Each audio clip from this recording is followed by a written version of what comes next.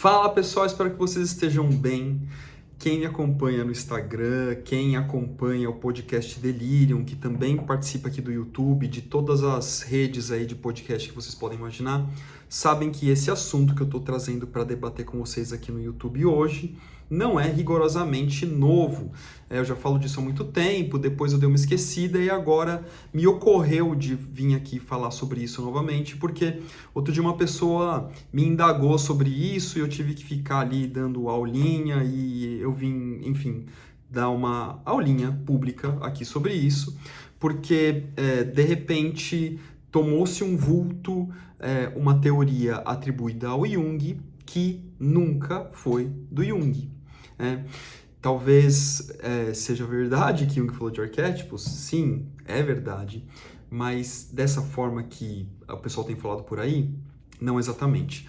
Vou tentar sistematizar para vocês, tem muita coisa para falar sobre isso, qualquer coisa que eu falar aqui vai ficar faltando ainda, mas eu vou tentar ser um pouco mais pormenorizado, aproveitando esse espaço de troca aqui com vocês. E se vocês acharem que esse vídeo faz sentido, compartilha pro pessoal, deixa seu comentário aqui embaixo para ajudar a propagar uma ideia diferente dessa que massivamente ocupou as redes sociais, que são essas ideias atordoantes, para dizer o mínimo, sobre os 12 arquétipos de Jung. Bora lá, vamos começar do começo. Primeiro, gente, assim, eu preciso dizer o básico. Não existe um livro do Jung sequer. E olha que ele tem mais ou menos 17 mil páginas publicadas, de escritos. Não existe uma frase que seja que existe, que Jung afirma dizer que existem 12 arquétipos. Isso é uma primeira inverdade. A segunda inverdade é essa grande categorização de 12 tipos de arquétipos, ou seja, vamos supor que Jung disse que existem os 12 arquétipos. Se ele disse que existem 12 arquétipos, por que seriam esses 12 que propagam por aí o mago, o guerreiro, nem sei quais são todos, mas enfim, aqui a gente não se preocupa com isso, Nós que somos do mundo junguiano não nos preocupamos com essa quantificação absurda. Mas quem disse que são esses 12? Por que tem que ser esses 12? Então, assim, nada disso está escrito na obra junguiana. Então, se vocês viram isso aí e acham que é muito bacana, que é uma ideia do Jung maravilhosa, sinto muito, não é uma ideia do Jung.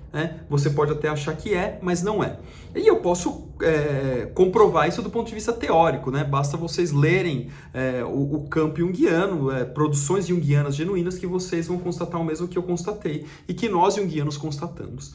Mas essa ideia de 12 arquétipos, ela vai nascer de um livro chamado O Herói Fora da Lei, de uma autora que sequer é analista, ela trabalha no campo do marketing. E eu vou falar para vocês, gente, é um livro que nós, que trabalhamos a psicologia analítica profundamente, que vivemos isso, é um livro que nós sequer lemos. É um livro que não faz parte do nosso repertório bibliográfico, simplesmente porque ele não acrescenta nada para aquilo que a gente pratica no nosso mundo analítico. Então, a ideia da autora, ela parte de um pressuposto junguiano muito raso, da maneira como ela coloca, e ela emana isso e as pessoas trabalham isso no primeiro momento nas áreas de marketing, que tem até alguma correspondência, a gente pode falar isso depois, só que isso se perde, porque outros especialistas do comportamento acabam tomando isso para si e transformando, operacionalizando uma ideia que jamais foi junguiana. Então, deixa eu trazer algumas coisas importantes para vocês. Primeiro, não existe uma quantidade de arquétipos. Arquétipos são ou infinitos ou pelo menos incontáveis. Não existe uma quantidade determinada de arquétipos. Então, arquétipos eles vão para até onde a nossa consciência pode alcançar, até onde a nossa consciência pode mapear. Se a consciência de alguém se limita a mapear 12 arquétipos, eu não posso fazer nada sobre isso, mas o máximo que eu posso dizer é que existem muito mais do que 12 arquétipos em termos de quantidade. A gente não consegue quantificar isso e em nenhum escrito de nenhum autor junguiano você vai ver que existe uma quantidade específica de arquétipos. É claro que para fins didáticos existem alguns arquétipos que são trabalhados com um pouco mais de regularidade na obra do Jung e na obra de autores junguianos, que eu poderia, assim, de maneira até leviana, mas eu vou fazer isso, que seriam os arquétipos de ânima e ânimos, o arquétipo do self, arquétipo da persona, arquétipo da sombra. Eu sei que vai ter gente que vai falar assim, mas sombra não é arquétipo, persona não é arquétipo, tá bom, depois a gente discute isso num outro momento, mas são, tá lá na obra do Jung também.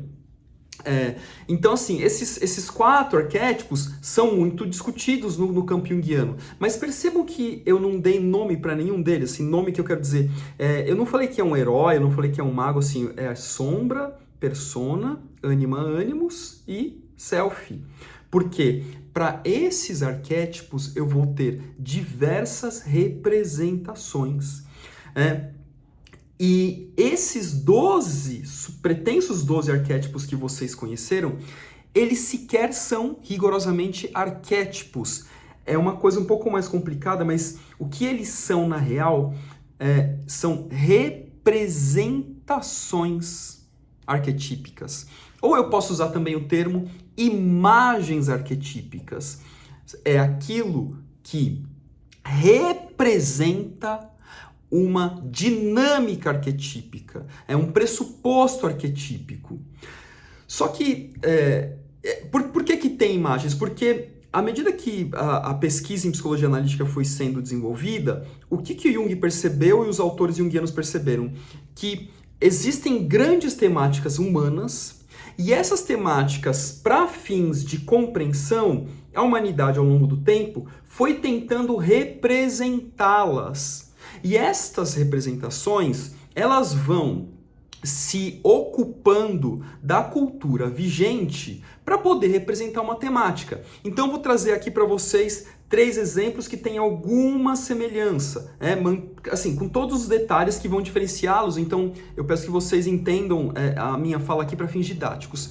Mas você tem, na mitologia grega, o deus Hermes. O Hermes, ele transita nos mundos, o Hermes vai para o submundo, o Hermes vai para o Olimpo, o Hermes negocia, o Hermes, ele tem um trânsito entre diversos lugares, o Hermes, ele conduz pessoas, o Hermes acompanha pessoas, ele transita por vários lugares, então o Hermes, mitologia grega. Mas aí você vai para a mitologia iorubá e você vai ter o Exu. O Exu também vai para o submundo. O Exu é um orixá, ele vai para o submundo, ele também passeia pelas trevas, por isso muitas vezes, erroneamente inclusive, confundindo com uma ideia de diabo, de alguma coisa ruim. E não é exatamente isso. O Exu, ele tem a outorga de ir para o submundo e lidar com o submundo, diferentemente de outros orixás. Então ele também transita nesses espaços. E por fim, na mitologia egípcia, você tem um Anubis, O Anubis é um corpo humano com cabeça de chacal, e o Anubis conduz as almas dos mortos para o submundo, ou para o mundo dos mortos, alguma coisa assim.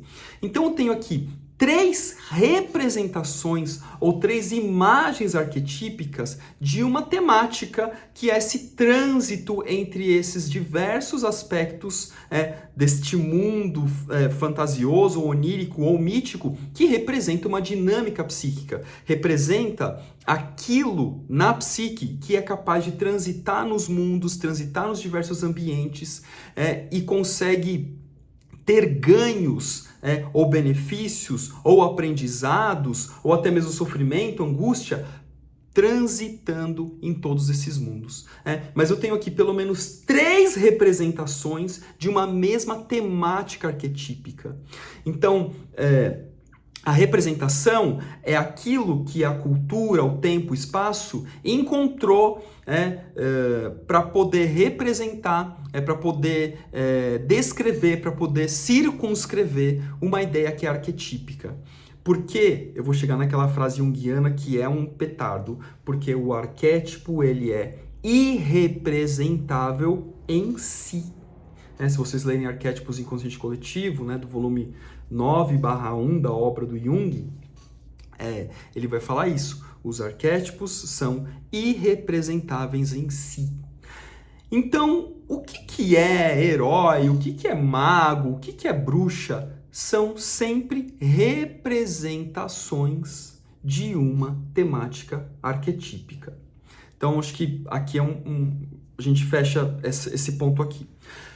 Só que aí a gente vai encontrar um outro problema na teoria aí dos 12 arquétipos, que é a limitação daquilo que é supostamente bom de uma suposta imagem arquetípica. Então, assim, supostamente bom de uma suposta imagem arquetípica. Mas o arquétipo, ele não tem nenhum compromisso com valores morais. O arquétipo não tem compromisso com aquilo que a consciência categoriza como bom ou ruim. Um arquétipo, ele é. Então, assim, o mesmo Zeus, por exemplo, da mitologia grega, que é um cara absolutamente estratégico, ele pensa, ele executa, ele negocia, ele troca, ele cede quando precisa ceder, mas ele ataca quando precisa atacar. Esse mesmo Zeus é um Zeus que violenta figuras femininas na mitologia. Ele é um cara que mata aleatoriamente, é um cara que se vinga de maneira absolutamente brutal, assim, e é a mesma figura. Então, toda imagem arquetípica, se isso é só um exemplo, eu poderia ficar dando diversos outros exemplos aqui, mas toda imagem arquetípica vai trazer em si sempre um paradoxo, sempre pelo menos uma dualidade, vai trazer uma contradição. Então, se a gente pensa, por exemplo, lá na teoria dos 12 arquétipos, e tem um arquétipo do sábio, saiba que você, então, se você se identifica com o arquétipo do sábio, não, porque eu fiz o testezinho lá que falaram para eu fazer e deu para mim que eu sou o sábio. Legal. Então, eu preciso te dizer uma coisa, junto desse sábio tá vindo o arquétipo do imbecil. O arquétipo do bobo, porque assim, o que é o oposto do sábio? Eu preciso sempre de alguém que tenha um nível de estupidez para poder ter um sábio, é uma questão até lógica, um silogismo bem básico, E não, mas o meu na verdade deu que é um herói, então saiba que aparecendo o herói, também vem junto desse herói o covarde. Porque o que é aquilo que antagoniza com o herói? Eu preciso de alguém que faça, que dê substancialidade para esse herói. Como que eu categorizo um herói? Ora, eu só categorizo um herói porque existe um covarde. Se não existisse nenhum covarde no mundo fantasioso, no mundo das imagens, no mundo do inconsciente, ou até aqui no mundo real, não existiria herói. Um dá legitimidade para o outro. Então é importante a gente olhar para isso, porque a gente se entusiasma com essas imagens que são colocadas para nós e elas parecem ser verdadeiras em si, apenas nessa perspectiva, mas elas sempre trazem o seu contraponto junto. E aí vem a outra grande falácia, que é essa ideia de qual é o meu arquétipo. Por que isso é um erro em si? Porque o arquétipo, como eu falei lá desde o começo, ele é um conteúdo que é genuinamente humano. Mas quando eu falo que ele é genuinamente humano, eu não posso dizer que ele é meu. Qualquer pronome possessivo com relação ao arquétipo não cabe. Não cabe meu arquétipo do herói, não cabe meu arquétipo da bruxa, não cabe a minha Atena, não cabe meu Zeus, não cabe meu Hermes, não cabe nada. Não cabe minha Ártemis, não cabe nada disso. Meu, não cabe. Ninguém possui um arquétipo. Se eu fosse falar do ponto de vista psíquico, são os arquétipos que nos possuem, porque nós somos produtos dos arquétipos. Posso dar um exemplo muito básico para vocês. Todo arquétipo vai encontrar uma espécie de saída na psique individual, mas essa saída na psique individual ela é uma representação de uma ideia arquetípica. Então, eu represento arquetipicamente aquilo que está em mim, mas não é o arquétipo em si. Eu sei que parece um pouco complicado, mas é a melhor forma que eu posso explicar para vocês. Mas vamos olhar para isso aqui, ó, nariz. Todo mundo, partindo do pressuposto de que tem um desenvolvimento natural, tem nariz. Mas todo nariz é igual? o meu nariz é igual ao nariz de fulano ciclano, né? O meu nariz, na verdade, ele é muito parecido com o do meu pai, né? Por razões hereditárias. Mas, ainda assim, tem suas peculiaridades.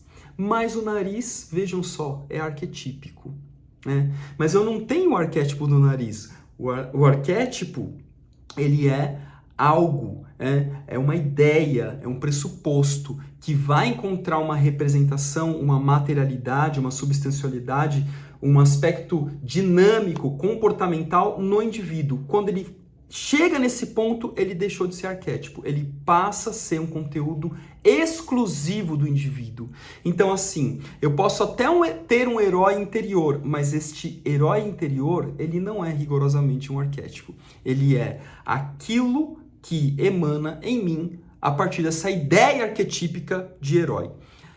Parece que não faz diferença isso, mas do ponto de vista teórico é uma diferença bastante relevante, até para poder entender como que é a estruturação psíquica sugerida por Carl Gustav Jung. Então, e aí claro que existem outros aspectos teóricos que a gente poderia colocar aqui para rechear essa questão do que é essa representação do indivíduo que não é o arquétipo em si, mas eu vou deixar isso para outros momentos a partir dos comentários de vocês para a gente poder ampliar também essas ideias. Mas para fechar esse vídeo, eu queria falar sobre essa coisa de fazer um teste e saber qual que é o seu arquétipo, etc e tal. Isso é mais uma bobagem também feita em nome do Jung, assim como foram os testes tipológicos, que continuam ainda acontecendo. O próprio Jung era contra os testes tipológicos, ele deixa isso claro na teoria dele. Outros autores junguianos que conviveram com ele também vão ter esse posicionamento mais radical contra isso, mas independentemente do posicionamento deles, alguns autores criaram aí MBTI, dentre outros testes tipológicos para poder chegar em qual é a pretensa tipologia do sujeito. E aí agora estão fazendo isso com arquétipos, vendem até isso, virou produto, a galera está rentabilizando em cima disso para você descobrir qual que é seu arquétipo. Então, primeiro, já não dá, por aquilo que eu expliquei ao longo desse vídeo, assim, se você não tem um arquétipo, não dá para saber qual que é seu arquétipo, porque eu diria o seguinte, todos são seus arquétipos, que você faz parte desse manancial infinito dos arquétipos. Os arquétipos nos formam, nós somos produtos das ideias arquetípicas, né?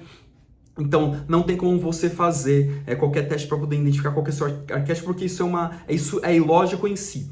Mas, Rafa, quando eu faço o teste, dá ali que eu sou isso, aquilo, outro. Claro que dá. Isso significa que, assim, de maneira muito superficial, provavelmente a sua consciência se identifica com aquela dinâmica. A sua consciência acredita que você representa aquilo. Mas isso também está muito longe de ser verdade, porque basta você olhar para as vossas relações. Quantas pessoas você conhece no seu entorno social que acreditam muitas coisas sobre elas e você olha assim, cara, mas não tem nada a ver. A pessoa acha que ela é muito bacana, mas ela é meio chata, né? Então, assim, a consciência pode acreditar num monte de coisa, né? Eu posso acreditar aqui agora que estou fazendo um puta vídeo bacana para vocês aprenderem sobre arquétipo do jeito certo e tal, e vocês podem ter, felizmente, assistido até aqui e falar, nossa, cara, que vídeo chato, que cara chato. É isso, né? Não tem como a gente alcançar uma verdade inequívoca sobre nós mesmos. Então,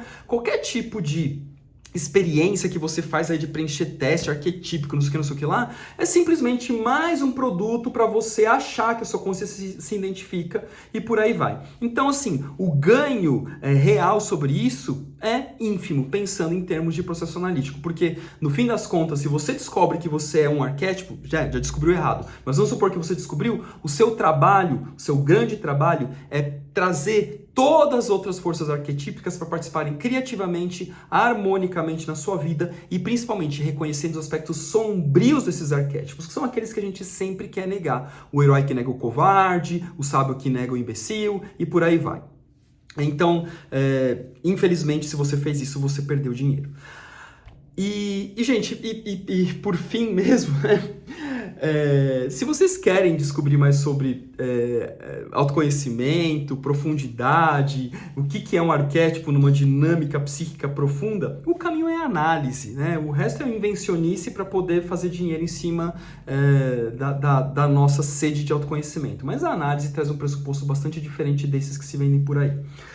Mas só uma notinha de rodapé, eu também reconheço que do ponto de vista de marketing, pensando no marketing, para vender um produto, vender um livro, vender um carro, vender alguma coisa, você precisa usar ideias arquetípicas para sensibilizar as pessoas, para se aproximarem dos produtos que você quer vender e tal. Então isso é muito forte no marketing e funciona, mas são ideias que partem de pressupostos arquetípicos e não, e isso nunca vai ser o arquétipo em si.